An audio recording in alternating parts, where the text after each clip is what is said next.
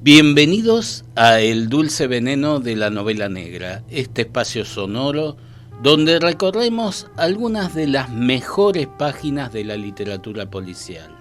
Soy Gabriel Weinstein y es un placer compartir este programa con ustedes. Tercer programa consecutivo destinado a recorrer la obra de un escritor apasionante, Don Winslow.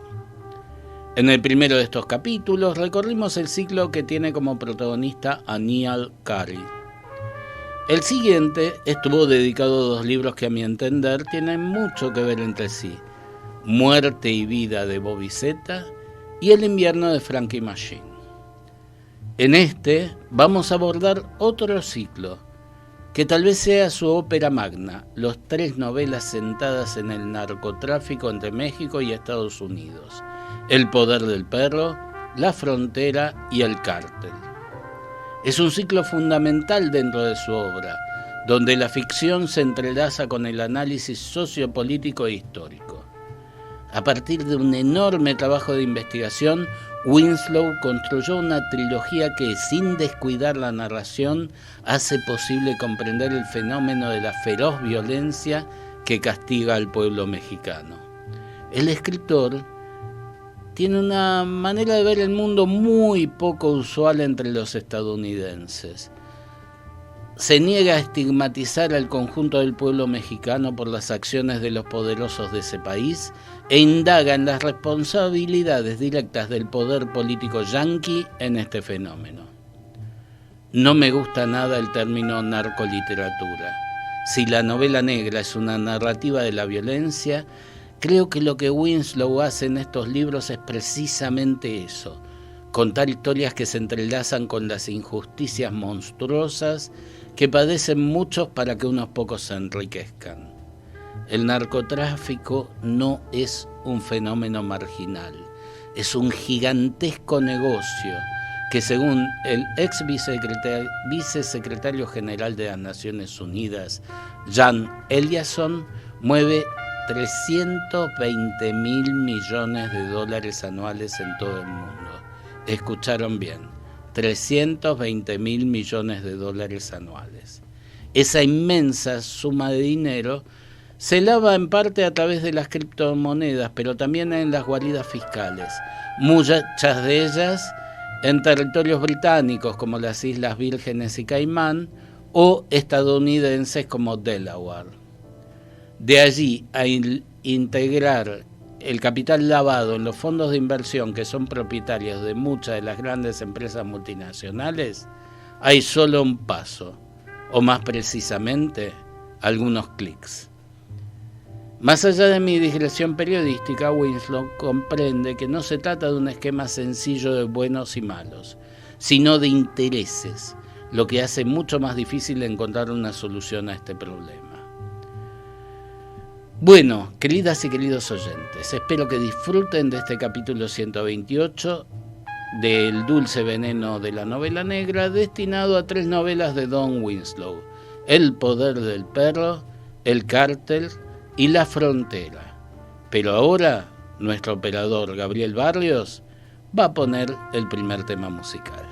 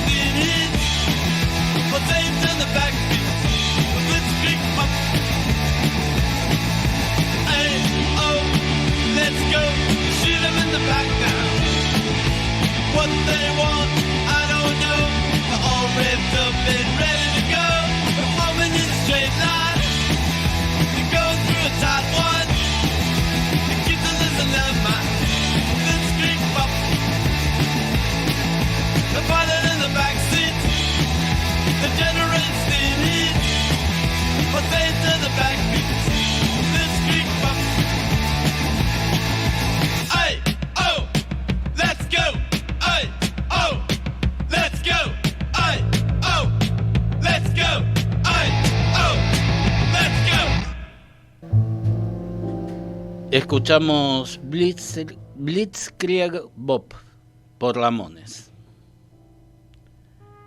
El Sausal, estado de Baja California, México, 1997. El bebé está muerto en brazos de su madre. A juzgar por la forma en que yacen los cuerpos, ella encima, el bebé debajo, Art Keller deduce que la mujer intentó proteger al niño. Debías de saber, piensa Art, que su cuerpo blando no podría detener las balas de rifles automáticos desde esa distancia, pero el movimiento debió de ser instintivo. Una madre interpone el cuerpo entre su hijo y quien quiere hacerle daño, así que se dio la vuelta, se retorció cuando las balas la alcanzaron y después cayó sobre su hijo. ¿De veras creía que podría salvar al niño? Tal vez no, piensa Art. Tal vez no quería que el niño viera surgir la muerte del cañón del arma. Tal vez quería que la última sensación del niño en este mundo fuera la de su pecho envuelto en amor. Art es católico. A los 47 años de edad ha visto montones de Madonas, pero ninguna como esta. Cuernos de chivo, oye que dice alguien, en voz baja, en un susurro, como si estuviera en la iglesia.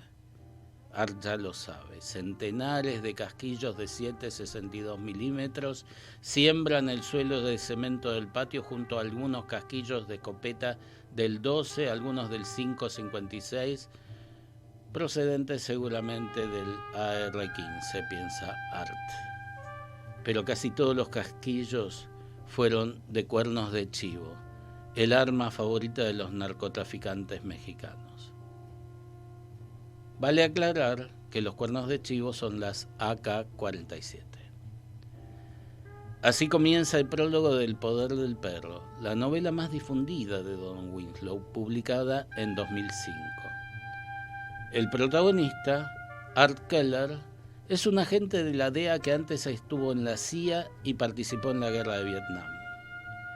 Cuando comienza la historia, en 1975, tienes 25 años. Está en México, más precisamente en Sinaloa, y participa en la llamada guerra contra las drogas, la estrategia yanqui inaugurada por Richard Nixon para intervenir militarmente en otros países, en especial en Latinoamérica, luego de su derrota en Vietnam. Hijo de madre mexicana y padre estadounidense, Art Keller es un tipo solitario. Por su condición de mestizo, en su infancia no tuvo amigos. Cuando comienza la novela, su único vínculo afectivo es con su esposa, Althea, a quien conoció cuando ambos eran estudiantes universitarios.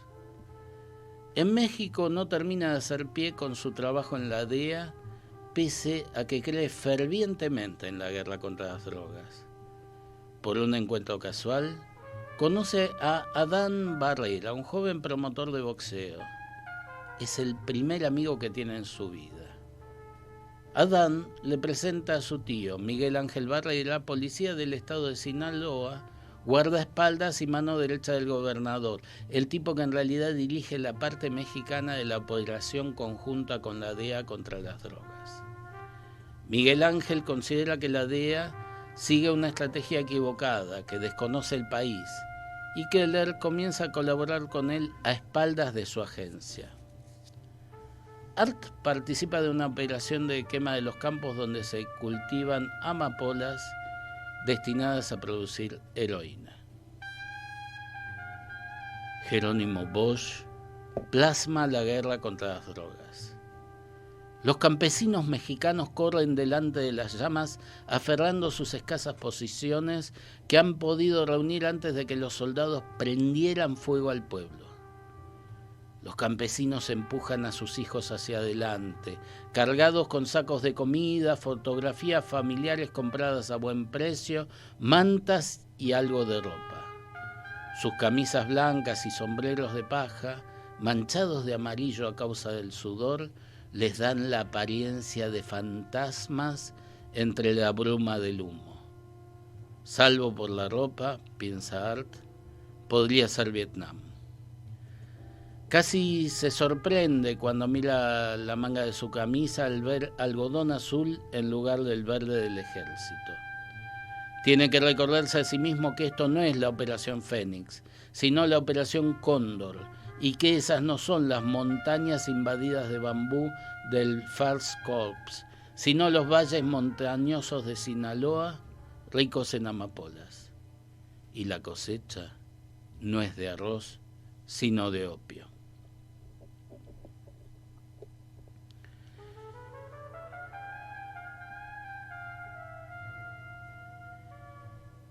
El objetivo de la operación no es solo la quema de campos, sino capturar a Pedro Avilés, el principal jefe narco del país. Miguel Ángel Barrera lo atrapa, pero en lugar de apresarlo, lo asesina y le entrega el cuerpo a Art para que éste haga mérito ante sus jefes. Durante la operación, en otro lugar, la Policía Federal Mexicana detiene a Adán Parada y lo tortura en la creencia de que el joven podría revelar el paradero de Pedro Avilés, dato que ignora. Cuando están a punto de asesinarlo, Keller se interpone y consigue salvarle la vida. La operación es un éxito, según la DEA. Se logra terminar con la producción de heroína y Avilés está muerto. Pero hay algo que nadie previó. Miguel Ángel Barrera tiene pensada una estrategia para continuar con el narcotráfico. Sustituirán la heroína por cocaína colombiana. Formarán una nueva organización, la Federación, que reunirá a los distintos grupos delictivos del país, acordarán distribuirse los territorios y Miguel Ángel será el jefe máximo. La Operación Cóndor pretendía extirpar de México el cáncer de Sinaloa, pero lo que consiguió fue propagarlo por todo el cuerpo. Hay que reconocer el mérito de los tipos de Sinaloa. La reacción a su pequeña diáspora fue genial. En algún momento se dieron cuenta de que su producto real no eran las drogas, sino la frontera de 3.000 kilómetros que comparten con Estados Unidos y su capacidad de pasar contrabando a través de ella. La tierra puede quemarse, las cosechas envenenarse, la gente desplazarse, pero esa frontera no se va a ir a ninguna parte. Un producto que podría valer unos centavos a 5 centímetros de la frontera vale miles a 5 centímetros del otro lado. Este es el punto de partida del poder del perro. Miguel Ángel y luego su sobrino Adán Barrera estarán al frente de la Federación. Keller se da cuenta que ha sido utilizado para desplazar a los jefes anteriores y se propone tomar parte en la destrucción de los Barrera. No vacila en valerse de metodologías ilegales.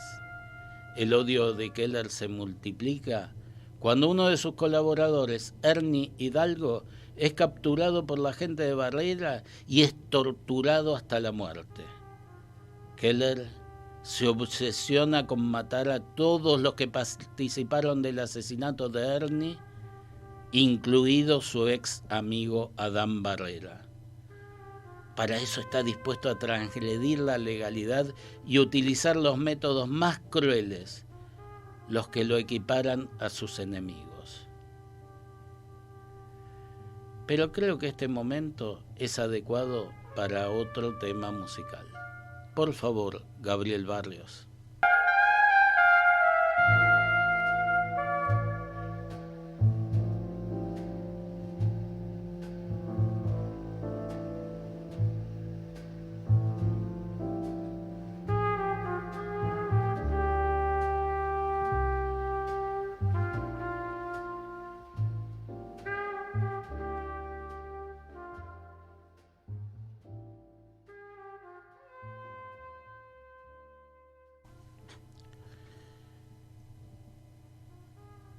Eran los Ramones, Bonzo Goes to Pittsburgh. El poder del perro no se limita a contar la historia de Art Keller. La trilogía que comienza con El poder del perro es una obra monumental. Buscando comparaciones me vinieron a la memoria mis lecturas juveniles de La guerra y la paz de León Tolstoy. El novelista ruso entrelazaba la narración de las guerras napoleónicas con la historia de varios grupos familiares, incluía personajes reales y, a partir de eso, desarrollaba reflexiones filosóficas. Winslow nos cuenta la historia de la guerra contra las drogas norteamericana y la entreteje con varias tramas paralelas que tienen que ver con los clanes que dominan el negocio del narcotráfico, quienes lo combaten, los servicios de inteligencia estadounidense y las fuerzas de seguridad y el ejército mexicano. Las personalidades públicas de la política aparecen, aunque con nombres cambiados, pero son perfectamente reconocibles. Los hechos históricos reales son el marco donde se desarrollan los conflictos. De la misma manera en la que Tolstoy expresaba su pensamiento filosófico, Winslow despliega su mirada crítica sobre la política, en especial la de su país. Otro punto de comparación inevitable es la trilogía americana de Elroy. Así como este recorre la historia de Estados Unidos entre 1958 y 1972, El poder del perro abarca el periodo que va desde 1975 a 2004. La segunda entrega, El cártel, se desarrolla entre 2005 y 2014 y la tercera va de 2015 a 2017. Se pueden encontrar también similitudes entre los personajes absolutamente perversos y despiadados de Elroy y algunos de los de Winslow. Sin embargo, existe una diferencia importante. El universo humano del autor del poder del perro es menos tenebroso. Mientras que los seres creados por Elroy son de una malignidad absoluta, algunas de las criaturas de Winslow son íntegras y solidarias.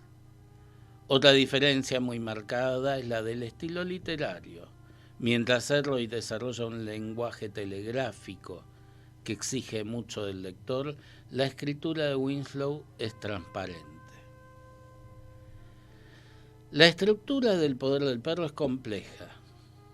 Las tramas paralelas se entrecruzan, se entrelazan con hechos históricos y confluyen con la historia principal. Al contar la historia de Keller y Adán Barrera, cuenta la evolución del poder narco en ese periodo, las sangrientas guerras entre las distintas facciones de narcotraficantes, sus alianzas, el vínculo con las autoridades mexicanas y también sus acuerdos con las agencias de inteligencia yanquis y el poder político estadounidense. También están presentes en la narración las intervenciones norteamericanas en México, Guatemala, El Salvador, Nicaragua y Colombia. Cuando Keller descubre que la cocaína colombiana sustituyó a la heroína mexicana, sus jefes deciden no creerle. En realidad, encubren la operación Irán-Contras, un caso real donde la CIA y altos miembros del gobierno estadounidense, como el coronel Oliver North, asesor de Ronald Reagan, financiaron a través de ventas ilegales de armas y tráfico de drogas a los Contras, grupos paramilitares que desarrollaron sangrientas acciones de guerra contra el gobierno sandinista y el pueblo de Nicaragua. También, en su investigación acerca del narcotráfico, se encuentra con la masacre propiciada por su país en El Salvador. Desde que los sandinistas tomaron el control de Nicaragua al sur, El Salvador se ha convertido en el gueto militar norteamericano. En teoría, los estadounidenses han venido para asesorar al ejército salvadoreño en su guerra contra el Frente Farabundo Martí de Liberación Nacional, pero también para asegurarse de que El Salvador no se convierta en la siguiente pieza de dominó que caiga en América Central. De manera que ya tenemos a soldados norteamericanos asesorando a los salvadoreños y a soldados norteamericanos asesorando a la Contra. Y después están las secretas. Un poco más adelante el escritor detalla: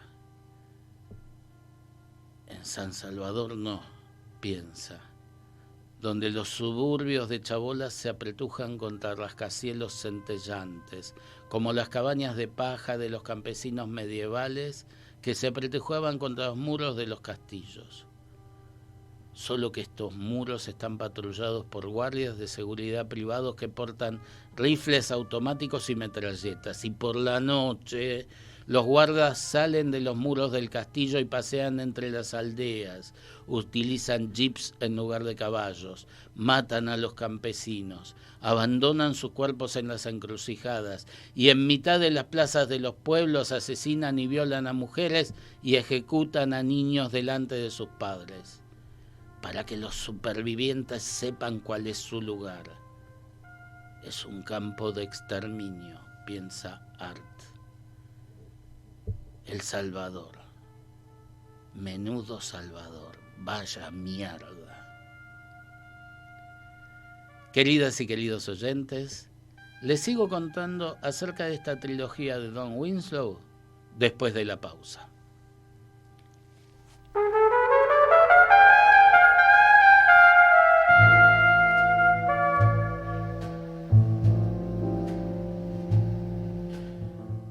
Continuamos con el capítulo 128 del Dulce Veneno de la Novela Negra, dedicado a la trilogía de Don Winslow integrada por El Poder del Perro, El Cárter y La Frontera. Me resulta muy difícil transmitir la dimensión de estas novelas. Tienen algo que llamaría descomunal. La cantidad y complejidad de las tramas paralelas y su entrelazamiento con los sucesos políticos requerirían hacer un mapeo que llevaría mucho tiempo para poder dar cuenta de la totalidad. Me limito a contarles algo acerca de los personajes principales. Una de las tramas paralelas tiene como protagonista a Sean Callan, un joven de origen irlandés de un barrio marginal de Nueva York que, por circunstancias ajenas a su voluntad, se transforma en un infalible asesino a sueldo. Primero mata para la mafia, luego se transforma en sicario de la CIA que lo utiliza para acciones ilegales. Entre otros destinos, lo envían a integrar un grupo paramilitar que actúa en Colombia. Los fondos que supuestamente enviaba a Estados Unidos para combatir el narcotráfico eran utilizados para financiar la lucha contra las guerrillas de las Fuerzas Armadas Revolucionarias de Colombia, aterrorizando y asesinando a la población civil de la región. Callan fijó el visor de su rifle Galil en el tío que iba más a la izquierda. Apuntó un poco bajo, al estómago del tipo, por si el rifle se levantaba. Tampoco quería ver la cara del tipo porque tenía cara de niño y hablaba con sus amigos y reía como haces con tus colegas al finalizar la jornada laboral. Callan clavó la vista en el azul de la camisa del hombre porque era como disparar contra una cosa, un blanco. Esperó que Fidel hiciera el primer disparo y cuando lo oyó apretó el gatillo 2 veces. Su hombre cayó. Todos cayeron. Los pobres mamones ni se enteraron. Tan solo una ráfaga desde los arbustos que flanqueaban la carretera y 6 guerrilleros abatidos que se desangraban sobre la tierra. Ni siquiera tuvieron tiempo de sacar las armas.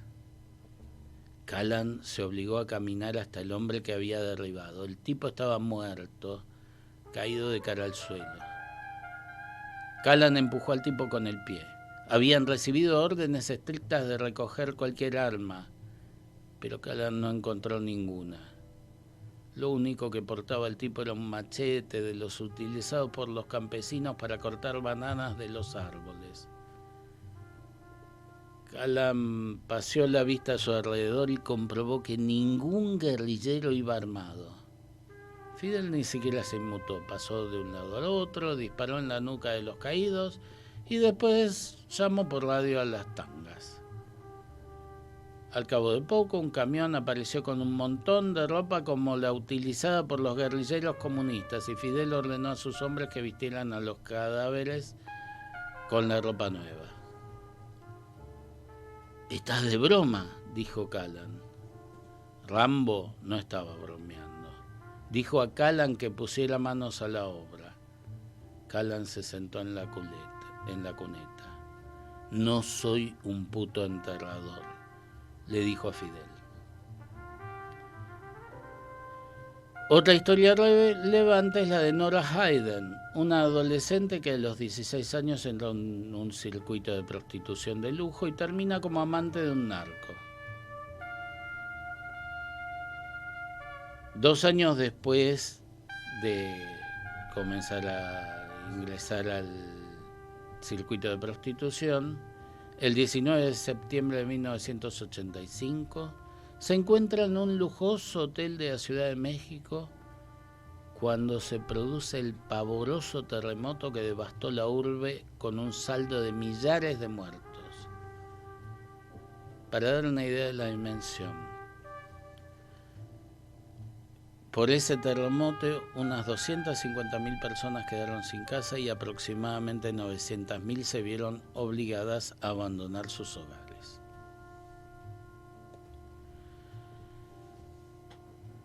El suelo se ondula y rueda bajo sus pies. Entra en la escalera y es como estar en una larga caja oscilante. La fuerza la envía de un lado a otro mientras baja corriendo la escalera. Hay gente delante de ella y también detrás. La escalera se está llenando. Sonidos horribles resuenan en el estrecho espacio. Crujidos, chasquidos, los ruidos de un edificio que se está cayendo a trozos y chillidos de mujeres y peor aún, los gritos penetrantes de los niños. Se agarra a la barandilla para no perder el equilibrio, pero también se mueve. Un piso, 2, intenta contarlos por los rellanos y luego desiste. Han sido 3, 4, 5 pisos, sabe que tiene que bajar 7. Es absurdo, pero no recuerda cómo cuentan los pisos en México. Empiezan por arriba y van bajando, o es la planta baja el primero y después segundo, tercero, cuarto. ¿Qué más da? Sigue adelante, se dice. Y entonces una espantosa sacudida como un barco cabalgando sobre las olas la arroja contra la pared izquierda. Conserva el equilibrio, recupera el uso de los pies, sigue adelante, sal del edificio antes de que te caiga encima, sigue bajando la escalera. Es curioso, pero piensa en la empinada escalera que desciende desde Montmartre a través de la Plaza Ouillet, donde algunas personas toman el funicular, pero ella siempre prefiere la escalera porque es bueno para sus pantorrillas, pero también porque le gusta, y si camina al lugar de bajar el funicular, eso justifica un chocolate chaud en el bonito café que hay al pie. Y quiero volver allí, pienso, quiero volver a sentarme en una silla de la terraza y que el camarero me sonría y ver a la gente, ver a la curiosa catedral, la basílica del Sagrado Corazón en lo alto, la que parece hecha de azúcar hilado. Piensa en eso. No pienses en morir en esta trampa mortal, abarrotada y oscilante. Dios, qué calor hace aquí. Dios, deja de chillar, no sirve de nada. Cierra el pico, hay un soplo de aire. Ve gente apelotonada delante de ella y entonces el embotellamiento desaparece y sale al vestíbulo.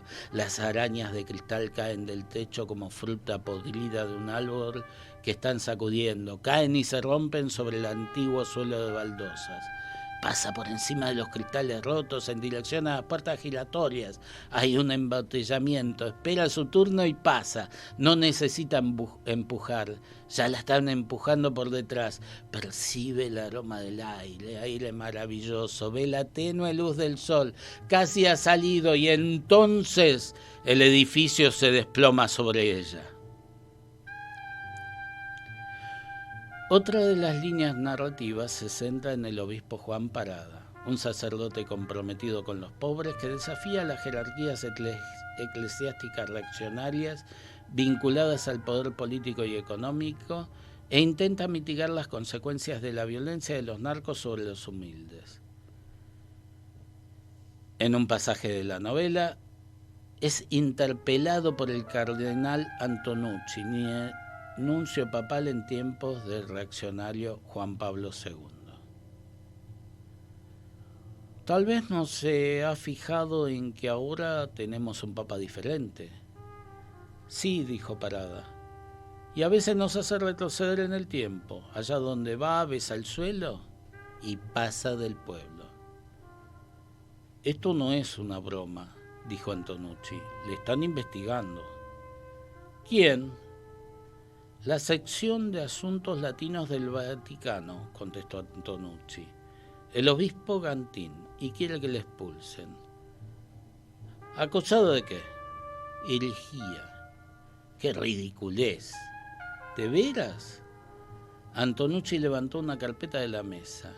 Celebró misa en un pueblo de Chiapas en mayo pasado vestido con hábitos mayas y coronados con un tocado de plumas. Son símbolos que el pueblo indígena, de modo que la respuesta es sí, interrumpió Antonucci. Estaba alentando sin ambages la idolatría pagana. ¿Cree que Dios llegó aquí con Colón? Bueno, creo que este es un momento propicio para algo de música. Por favor, Gabriel Barrios.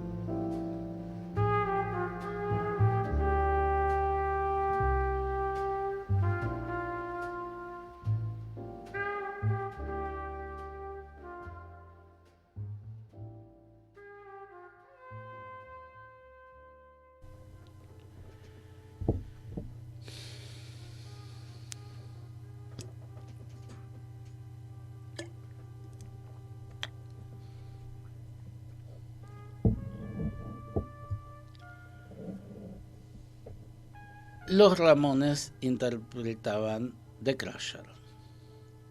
Por supuesto que El poder del perro tiene muchas escenas truculentas acordes a lo que está contando. Don Winslow se refirió a este aspecto de su obra. Hay personajes ficticios y en más de una ocasión he mezclado y fundido acontecimientos, pero hay muy poco en el libro que no haya realmente sucedido. Eso es lo que da miedo. Mi editor se la pasaba diciéndome, Don, esto es demasiado, y yo le respondía, de acuerdo, yo pienso lo mismo, pero es verdad. De ahí que la escritura del libro no haya sido en más de un momento un trabajo agradable. Fue una empresa inmensa. 5 personajes principales en el transcurso de 30 años con la llamada guerra contra las drogas como telón de fondo. ¿Cómo lidié con eso?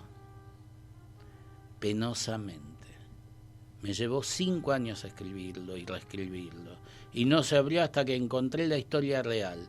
Los intentos de 5 personas con diversos éxitos, diversos grados de éxito y fracaso, de vivir decentemente en un mundo indecente. Una vez que descubrí eso, pude terminar la maldita cosa. Pero con toda franqueza, estaba realmente deprimido cuando terminó. Luego del Poder del Perro, Winslow escribió otras 7 novelas. Las 6 que están traducidas al castellano son menos densas, más ligeras que la precedente. Sin embargo, la cruenta realidad que había relatado en El Poder del Perro seguía evolucionando de una manera cada vez más horrorosa. A Keller le parece oír el llanto de un bebé. El sonido es apenas perceptible debido al rumor sordo de las ásperas del helicóptero que se aproxima a la aldea de la jungla volando a baja altura. El llanto, sí, eso es lo que está oyendo, es agudo y estridente, un grito de hambre, miedo o dolor. Tal vez sea soledad, es el momento más solitario de la noche, la oscuridad previa al alba, cuando llegan los peores sueños. La salida del sol parece lejana y las criaturas que habitan el mundo real y los rincones más oscuros del inconsciente rondan con la impunidad de los depredadores que saben que su presa está indefensa y aislada. El llanto dura solo unos momentos. Puede que haya entrado la madre y mecido al bebé en sus brazos. Puede que hayan sido imaginaciones de Keller. Pero es un recordatorio de que hay civiles allá abajo, en su mayoría mujeres y niños, algunos de ellos ancianos y ancianas que pronto estarán en peligro. Estas son las primeras líneas del prólogo del Cártel, publicada en 2015. En México la violencia ha empeorado. El libro comienza con los nombres de 130 periodistas asesinados en ese país entre 2005 y 2015, el periodo que abarca la novela. En la ficción, al igual que en la realidad, el descabezamiento del principal cártel narco, que de alguna manera distribuía territorios y negocios entre las distintas bandas, impulsó a las organizaciones a entrar en guerra entre sí para imponerse sobre las demás. La violencia se multiplicó. Los miles de víctimas no son solo quienes integran las bandas y las fuerzas de seguridad. Cualquier habitante de la región puede ser asesinado, hombres, mujeres, niñas y niños. Para entender lo que sucede hay que tener en cuenta que el narcotráfico es un negocio que mueve miles de millones de dólares. Los recursos armamentísticos y logísticos con los que cuentan los narcos son prácticamente ilimitados. Para peor, una nueva organización criminal se suma a las ya existentes, los Zetas. Está conformada fundamentalmente por cuadros de élite del ejército mexicano entrenados para combatir a los narcos que cambiaron de bando y formaron su propia organización. En su disputa por el predominio, los Zetas llevan la violencia a otro nivel peor.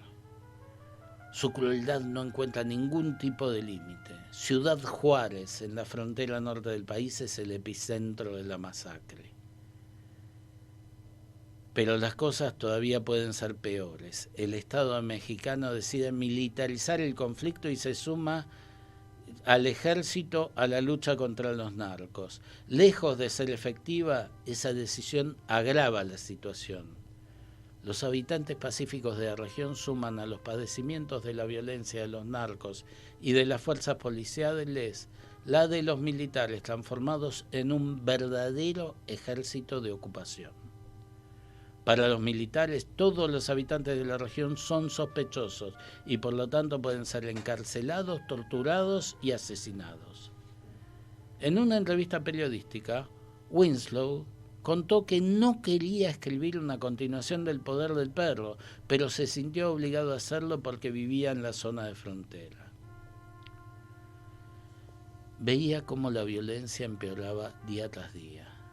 Es algo de locos, espeluznante, y me sentía como un desertor en plena guerra. Sentí que tenía mucho que dar y finalmente decidí que tenía que escribirla. Hubo una explosión de violencia, de horror brutal, una guerra que casi destruye un país entero.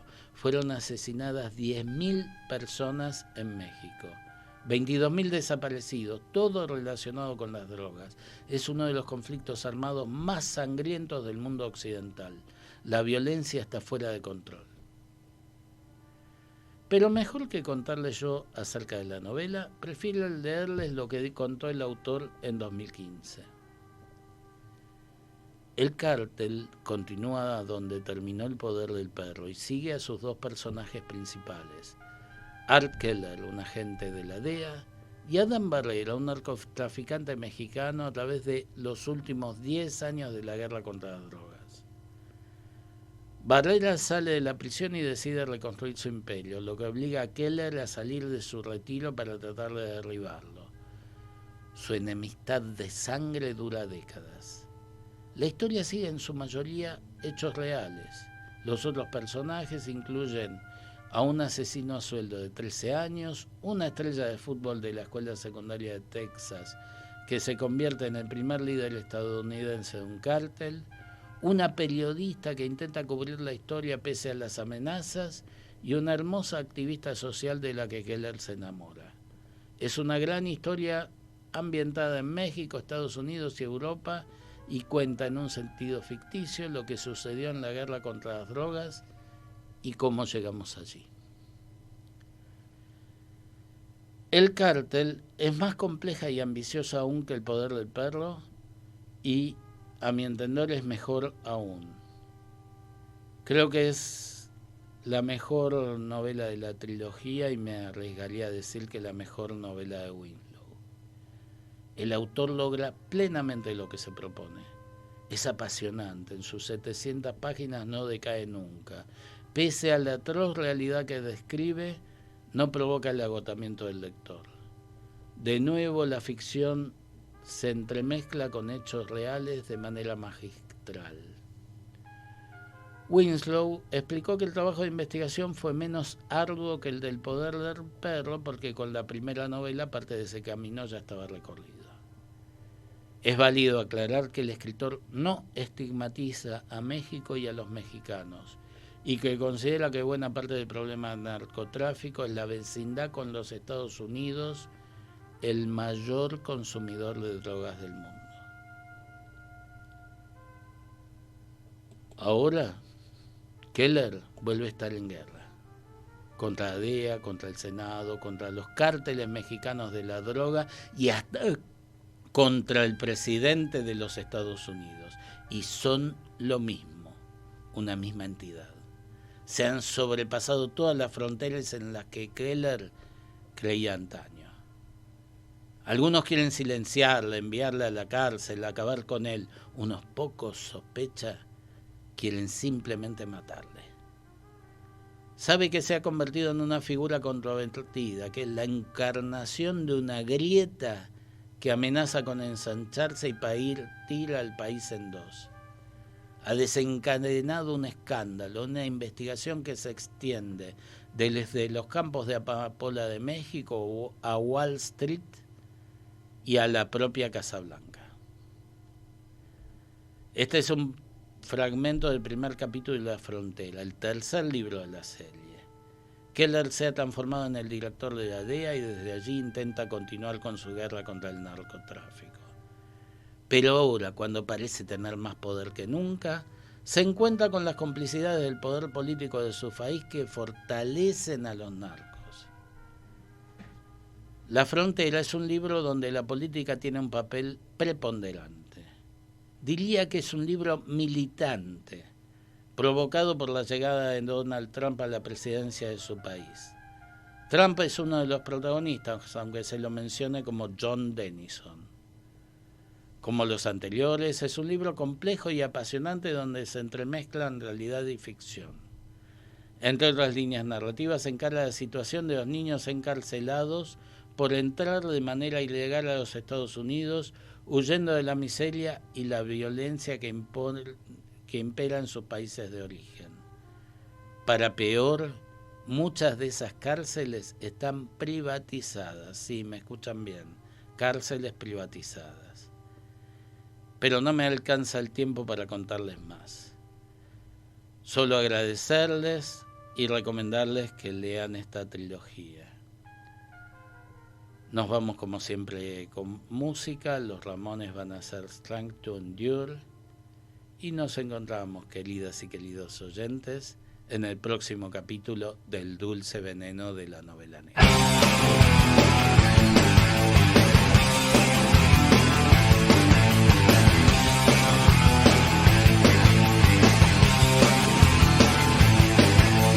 Walking through the crossfire.